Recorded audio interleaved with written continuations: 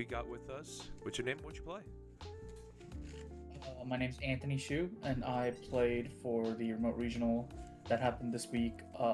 Magistus Fairy Tale Endymion. All right, Doctor Doom Z himself. You went from Gem Knight extraordinaire to Doctor Doom himself, and now you're the Fairy Tale Prince. What was the trajectory with all The new Endymion cards released, and I've always had an eye for this deck, so I wanted to see how good the cards were. I didn't really do go into super specific research on this deck. I just played the old version a lot by myself, just figuring out the lines and stuff without looking up lists online. So all the combos are the combos that I play. So this list might look a little bit different than your typical fairy tale list, but yeah, I really like this deck. So that's why I decided to play it. awesome. Any shoutouts before we get into it? Uh, Shout outs to Sin, and then yeah, and shout outs best of West. All right, bet. All right, awesome. Thanks so much. All right, let's get into it. Yep. So let's start with I ordered this from engine to engine, and then from starters to extenders to bricks. So start off with the most important engine of the deck. We have 3 copies of Fairy Tale Luna, the main starter for Fairy Tale, 2 copies of Mashgiru, which is the extender / pseudo starter, and then 2 copies of the Fluid Spell, and then 1 copy of the Instant Fusion for all the Fairy Tale starters. The reason why I didn't choose to play 3 of the Fairy Tale Ball was because all of these Fairy Tale cards, all they can search are normal summons, except for Luna, and Luna is the only one that can search you as special summon. But also Luna, in order to search you as special summon, it needs something to be on the board. So I didn't want to clog onto too many of these cards, because you really only need one search chain to resolve to get all the important Fairy Tale cards out of your deck. So if I played too many of these, I would be bricking on a bunch of normal summons with no additional ways to play a lot of the time. But at the same time, I wanted to play enough so that I can reliably see one in my opening hand. So that's why I decided to play this ratio. And then obviously the Instant Fusion is the cheat card of the deck. It's the 1 card starter plus extender for the deck. So that's 8 Fairy Tale starters. And then for the Fairy Tale cards that are not the starters, we have the 1 Snow, the 1 Genia that you search off of the Luna. I used to play 2 to 3, but since I'm playing the Endymion engine, I decided to cut down on this card because I'm playing what I believe is a better starter, a better extender that doesn't need my normal summon. And then these 2 are obviously part of the combo. You send this, and then if you have extra resources, you would send this. And then getting on to the second engine is the Magistus engine. We have 3 copies of Spenta, which is the main play starter. We have 1 copy of Vere, which is also a 1 card combo. And then we have the less good ones, which is Crowley and Zoro. And then we have 3 of the cheat card in this engine, which is 3 of the Lacrima of Light, and then the 1 brick, which is the Jenny.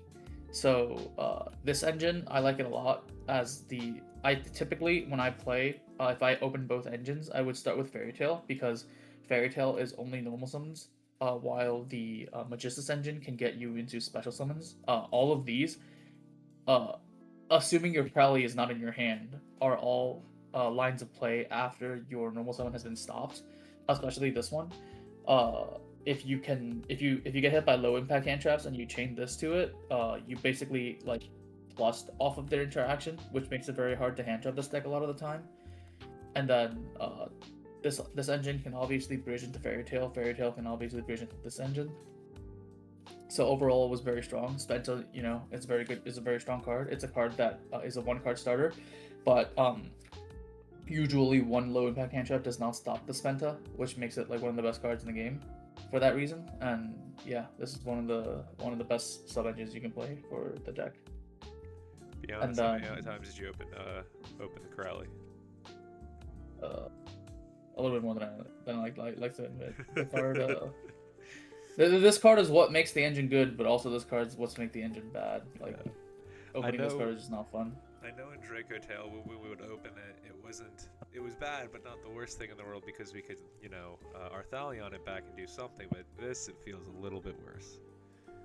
Yeah, for sure. And then the third engine of the deck, which is the Endymion engine, I don't have 3 prints, so I decided to play a 2-2 ratio. But I don't particularly know if I would even play three prints, because right now I had 2 prints, 2 Empire, and 1 of the Arrow. I actually decided to play the Arrow because I found that it was really awkward sometimes where if I opened enough gas in my hand that I didn't have to go Prince search Empire, Empire search Prince, or like if I opened Empire, I can't just go Empire search Prince and then like Prince search Empire. It's a little useless, right? So I decided to play the 1 copy of Arrow, and there's like more than one way to get to this card. It makes it so that if you decide to go say Prince search Arrow, or you start with Empire and you go Empire search Prince, Prince search Arrow, you can hold the arrow in your hand, and then as spellcaster swap, you have like a million ways to revive the Regulus onto your end board, and this basically beats every board breaker that you previously don't beat. So all the board breakers that people say are good against Fairy Tail, like Dark Ruler no more, Droplet Crown, whatever, this just answers, and then like Super Poly, the card's not good into Fairy Tail. I'll show you why later, but otherwise, yeah, this engine was great. I just wish they like actually printed the Vere. Otherwise, like, it defeats the purpose. And also, Empire's pretty good because going second, it lets you turn some of your Fairy Tail bricks in hand into special summons if they don't respect the card. And yeah, so this was the last engine, and then getting onto non-engine, I played 3 copies of Ash Blossom. This is a combo deck. You really need to negate the Flawless. We don't have a really good Flawless matchup. And then 3 Fua, 2 Droll. This card is searchable in combo. 3 copies of Droplet because I don't own Crown. 1 copy of the Called By, and 1 of the Witch of the Black Forest. It's part of my combo to search Droll. I know you can search Droll without this card, but playing this card makes the combo much easier to do. It makes you enter more stuff. So I decided to play it. All right, awesome. And then going on to the extra deck, I'll just start with the links. We have 2 copies of the Artemis Link 1, 1 of the Endymion Link 2, 1 of the Link 3, 2 of the Link 3s, 1 Celine, 1 Summon Sork, and then 1 of the Link 4 Charmers. This is like your Link Climb engine. You typically go 1 spellcaster into Artemis, and then Artemis plus a 4 into Endymion. Endymion would equip the Artemis. Artemis will get you into Spenta, and then Spenta will get you the other equip for Chorozo. Chorozo would then go into one of the 3s. The 3 would go into the 4, no matter which one you did. And then the combo is obviously, if you wanted to search Roll, you go summon Sork, give them any spellcaster, and then you summon the Witch of the Black Forest. And then hopefully you have a Luna on the field, so you go Luna to bounce back the spellcaster, so you don't leave a monster on their board. And then you go link off these 2 into the Charmers, and then the Charmers would then revive 2, and then the Witch would then search the Droll. If you don't play this card, you would go summon Sork, summon the Droll, and then you would revive the Endymion, and then have the Magistus link equip the Droll, so you would bounce it on their turn. But I found that combo compromised my interruptions a lot, so I decided to just play the Witch instead. And then going on to the fusions, I played, since I'm not playing a build with Super Poly, since I cut down on the Genias, I felt like Super Poly is way weaker in this deck without Genia, so I decided to cut the Super Poly and play more targets. So I have the ability to play 2 Torozo. 2 Torozo really does come up. Like a lot of your big engine combos, 2 Torozo lets you end on more interruptions than before. The 2 targets for your Crowley, 1 Mechaba and 1 Zoro. It's always Zoro on your turn, and then sometimes you can be able to make Mechaba on your opponent's turn. And because this card is the only non-spellcaster in your deck, you can't make it a lot of the time on your own turn. I played 2 of the Teller and then 1 of the Weaver for the Fairy Tail ones. Obviously, this is the 1-card combo off Instant Fusion, and then this is what you usually make. And then last but not least, one of the Wicat to bridge the other two engines into the Fairy Tale engine, and then one of the Alchemic Magician. This is one of my favorite cards in the deck. I feel like a lot of people don't play with this card, but this card is like really strong. If you had to use Regulus to combo, like basically to get another spellcaster in your hand, so you can turn on Summon Circle or whatever, you wouldn't have Arrow. So you can just at the end of the turn, you can just make this, and then this would be able to set your Arrow, so you're safe into board breakers. If you already have Arrow, a lot of the times, or you don't have Regulus access at all, you can just set Called by game one, and Called by is like a really big blowout into basically all of the really good decks right now. Like Branded just basically can't stand this card. And then worst comes to worst, you can go ahead and set a Droplet. So like my full combo, like if I go full combo with like all the engines, my end board would typically look like I would have a set Called by, I would have a set Arrow, I would have a Search Stroll, and then I would have this on the field, and then my front row would look like this. It would have this, and then it would be Charmers, and then Charmers would bring back two negates, so I can't get Super Poly, because the way I like to build my board is I like to use these as link material and then bring them back off the Charmers, so they have the protection where until the end of the turn they can't be used as fusion materials. So if I'm playing against a deck with Super Poly, they functionally cannot like use any of my board as Super Poly targets. And then you would have like two activations of Snow in the graveyard combined with the Wicat plus the field spell on the field, which is like, from what I know, there is literally no counterplay to the setup. I don't know what you could possibly do to lose in this situation. I have like double-digit interruptions. So yeah, that's how I basically build my board. I don't know like how other Fairy Tale players build their board, but that's how I've been doing it this week. That And is that's basically the extra disgusting. deck. That is Yeah. disgusting to say the least. And not having a super polyable board, you said at worst setting a forbidden droplet. I don't know where in the world that's a. If your worst is setting it in a card like that, then we've got something wrong here. This deck's insane already. Let's do the side And deck. then the side deck, one copy of the Mistaken Arrest to search with the Magician if I go first post side, just in case Search and Droll wasn't enough, you know.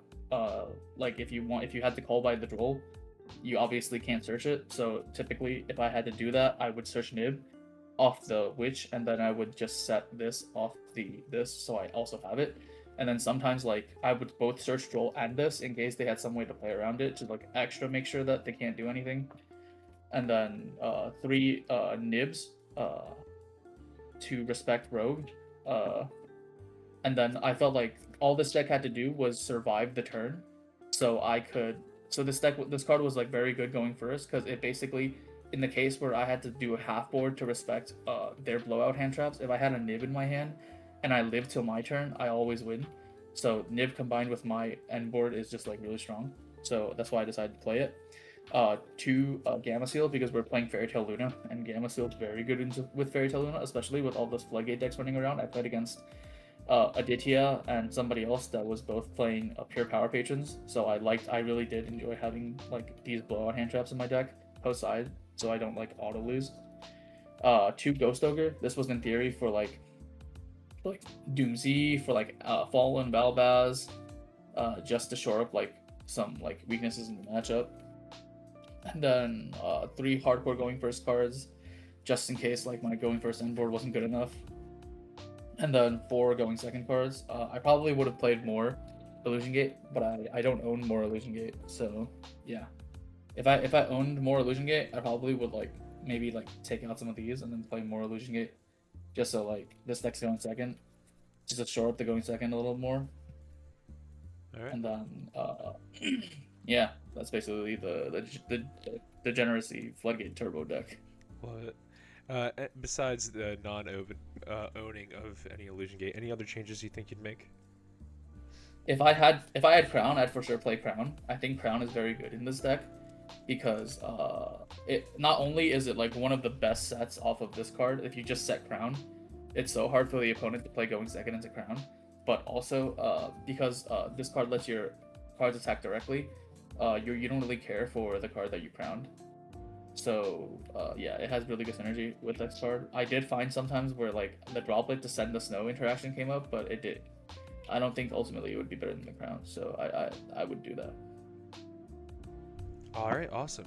Well, now going from Doctor Doom to the Fairy Tale Prince, Anthony Chu, thank you so much. Can we expect a masterclass from this to go along with the Doom Z one? I don't know if I'm quite qualified to do a masterclass on this deck. Maybe if I do well in further events playing it, I still need to see if like this deck really if I know my stuff. I don't think winning a regional is that much of an achievement. Not gonna lie. So just Understand. on the lookout. All right, thank you so much, my friend. As always, we appreciate you, and everyone, as always, stay inspired. Thank you all.